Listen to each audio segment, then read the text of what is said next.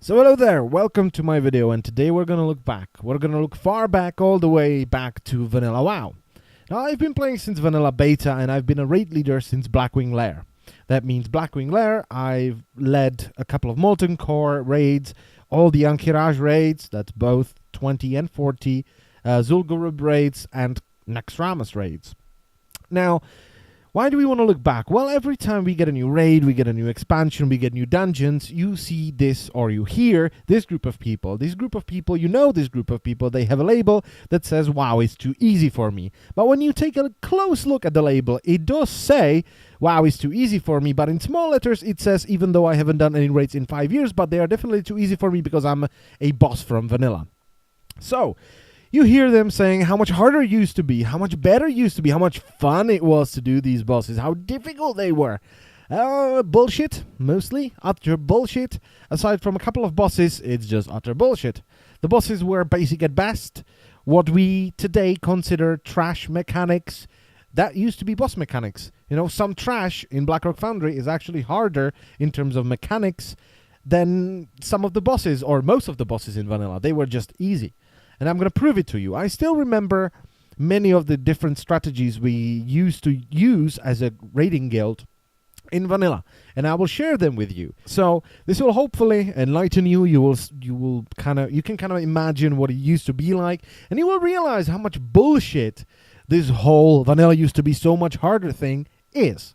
So we're going to start off with Molten Core, and the first boss is Lucifron, and I remember him well because the strategy was just basic at best. So the entire strategy essentially consisted of the entire raid stacks up, you nuke the adds, then you nuke the boss, and you dispel. That was it. Lucifron didn't do anything. Lucifron and his adds, they would just whack on the tank. That was pretty much it. Now the adds would cast mind control on random people, but it wasn't mind control like it is today, where you have to damage that person down to a certain percentage, or they're casting a spell, and if it goes through, it either kills someone or it empowers the boss. No, the way you would deal with this mind control is a priest would dispel it.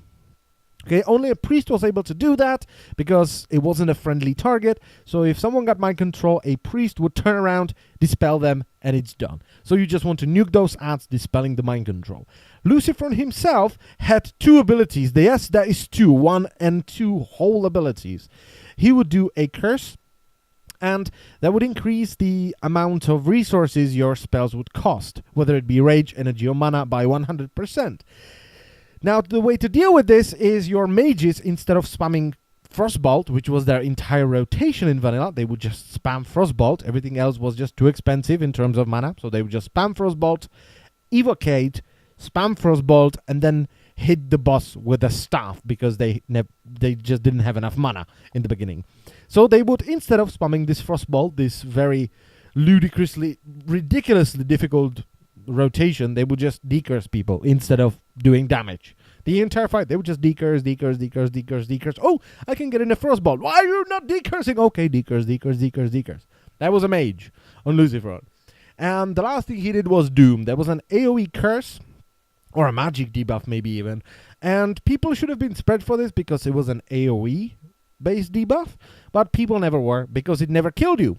So most of the time people would just ignore it. It would do around 2k damage, but people had more than 2k damage, and since you can't get damaged by anything else in the fight, people would just out-heal it. Alright, if you are fancy and if you feel like a total badass, you can dispel it. Okay, but that was it. So you dispel, you decurse, you dispel the mind control, you nuke adds, nuke boss, and he's dead. That's trash level of difficulty nowadays. It's like really boring level of trash in Blackrock Foundry. You know, just stack up and dispel. That's really boring, right? But that was a boss strategy. Next we have Magmadar. Now Magmadar, the way to deal with him was different on Horde and Alliance side, because Horde never had paladins, and Alliance never had shamans in Vanilla. Okay, I was Alliance, so we only got shamans in the Burning Crusade, and Horde got paladins in the Burning Crusade. But on Magmadar, dwarf priests used to have a special spell because they were dwarfs. Why? Nobody knows. But it was a fear ward. So they would put that on a tank, and that was it. On the Horde side, shamans would drop a tremor totem when Magmadar was about to fear the tanks. And that was a strategy. You spread out, you damage the boss, you heal people, and when fear is about to come, either a dwarf priest puts fear ward on a tank, or a shaman runs to the tank and drops a tremor totem. That was it. That was the entire strategy for Magmadar. Don't let the tanks get feared. That's an actual strategy for a boss. Just don't let the tanks get feared, because they will get hit in the back and they will die. That's it. But if they die, it's not that big of a deal, because you have like 3 or 4 tanks. So if one of them dies, big deal, right? So you could fuck it up like 3 or 4 times and it would be fine, depending on how many tanks you have or how many shamans you have as well. Because shamans were completely capable of tanking Magmadar. Even though they were taking more damage, they were completely capable of tanking Magmadar. And if they died as well, Hunter Pets survived a couple of hits. If you had a Voidwalker out, he would survive a couple of hits. So, this boss was essentially almost doable without a tank. So that was Magmadar. Gahinas, I think the only thing he did was a rain of fire that you had to run out of. So you are just spread out. If someone is hit by the rain of fire, you just move out of that area, and he would throw around like random shadow bolts or something. And that was it. So don't stand in the rain of fire. Nuke ads. Nuke boss. Loot. Alright? So that's another boss. Then we have Gar. And Gar had a lot of ads. So you would have to CC them. But because they were elementals, you had a lot of, warlocks CCing them and all that stuff. Or were there warlocks? I think it was warlocks. It was like Banish Elemental. I think it was Banish Elemental in vanilla. So you would CC the ads. When they died, they would explode. They would throw you up into the air. Gar himself would have some sort of a slowing spell. So as you got thrown around in the air, you would move really slowly. So it would be really, really painful to get back. It was just a pain in the ass boss. And that was it. Then we have Barangeddon. He had a whole of 2 abilities. Yes, 1, 2, once again. He would do AoE damage, going from Barangeddon out. So when he starts doing that, all the tanks and melee just run away so they don't die. And he would place a debuff on people, and I was like 10 seconds. After 10 seconds, that person would explode. And if anyone was anywhere near them, they would explode as well. So that was a really good way of wiping a raid. But, it was just one person with the debuff. So when someone got it, everyone would shout at them and they would leave. Alright, maybe you wipe once or twice on him, but then he would just one-shot him every single time after that. Once people realized that, ooh, I'm bomb, I'm on fire. Maybe I should run away now. So that was it. Shazra, I don't remember this boss at all. I don't remember him at all. Golemak the Incinerator, he just had ads. I don't remember anything else.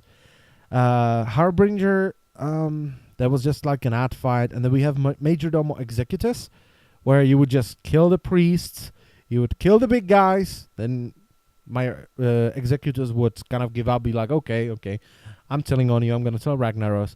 And then you would get to Ragnaros, which, well, the healers and ranged would stand with their back to the wall all the time.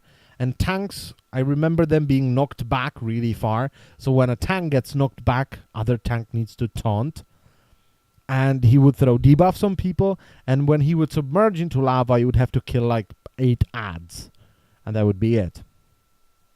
That was Ragnaros, the final boss. So that doesn't sound very difficult. It's not. Molten Core, it wasn't difficult. It was long. It was too long. It was like like a 5-hour raid, because you have 40 people.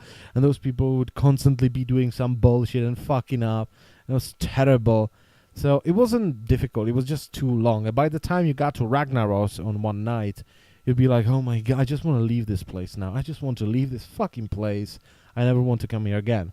And the next time you would come in, well, all the trash is back. So you have to kill the entire trash leading up to Ragnaros again. Which was painful as well. So that was Molten Core. And it's not just Molten Core. Most of the bosses were like this. There were a couple of exceptions like Razorgore the Untamed. The potential to fuck up Razorgore was really, really high. You know, you either fuck up the kiting or the mind control or something. Then you had Lord Victor Nefarious, the most troll boss in the history of WoW. Just the trolliest boss, I suppose. Cthulhu was pretty difficult.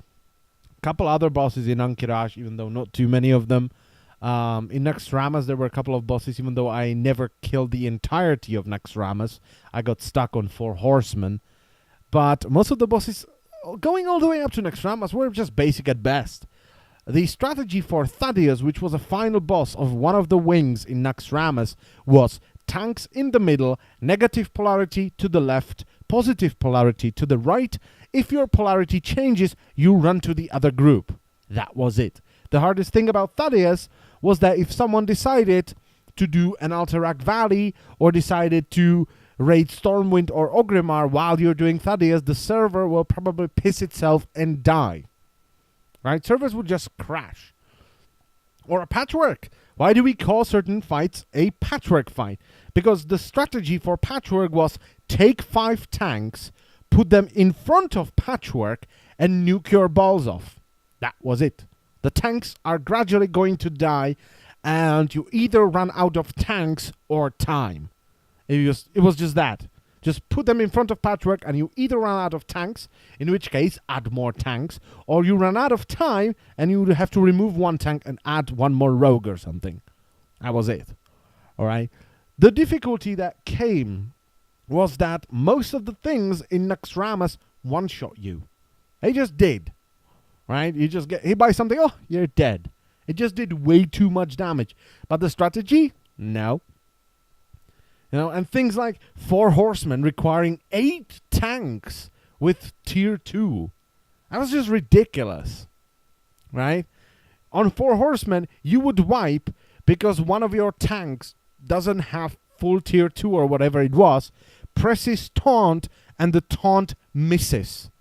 The other tank gets killed, then you can't taunt, and it just goes to shit, and you die. It wasn't difficult. It just did a lot of damage, and the requirements were just bullshit.